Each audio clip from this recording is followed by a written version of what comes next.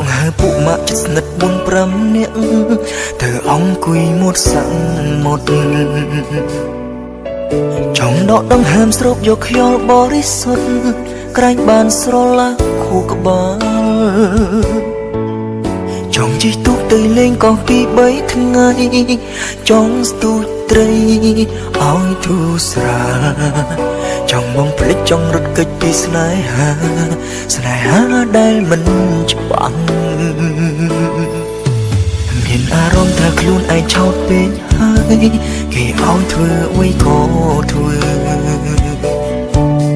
ពីនេះទើបដឹងខ្លួនថាគេបោកប្រាស់វាឈឺចាប់ខ្លាំងណាស់គេថាគ្រប់យ៉ាងគឺខ្ញុំយល់ច្រឡំគេថាគឺខ្ញុំ